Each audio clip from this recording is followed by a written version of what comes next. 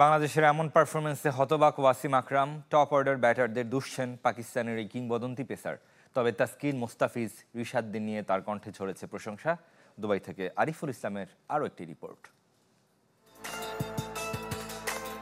১২০ বলে ১৩৪ রান করতে না পারা, এমন হতশ্রী ব্যাটিং জন্ম দিয়েছে হাসি ঠাট্টার। এমনকি পাকিস্তান কিংবদন্তি ওয়াসিম আকরাম অবাক, টেস্ট খেলুড়ে দেশের টপ অর্ডার এত জঘন্য কি করে হয়।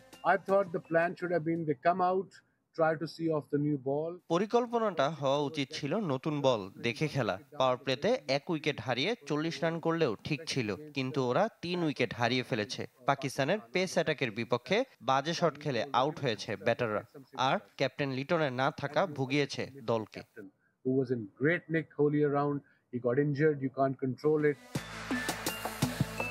ম্যাচে শান্তরা কেবল বোলিংটা, তাসকিন আহমেদের লাইন লেন্থ মুগ্ধতা ছড়িয়েছে। প্রশংসা করেছেন রিশাদ হোসেনেরও। গত 2-3 বছরে তাসকিন খুব ইমপ্রেস করেছে। যেভাবে সে বল করে উইকেট নেয়, সে দলের অন্যতম সেরা বোলার। মুস্তাফিজ তো ভালোই, আর রিশাদকে আমি সবশেষ পিএসএল এ বল করতে দেখেছি, সে দারুণ করেছিল। তার ভবিষ্যৎ উজ্জ্বল।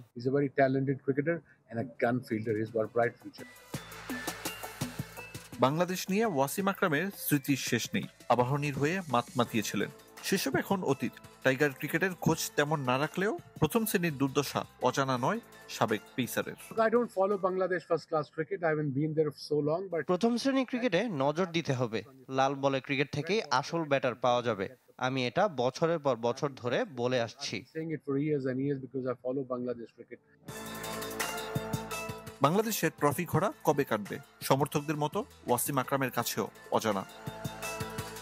আরিফুল ইসলাম, চ্যানেল 24, দুবাই, আরব আমিরাত।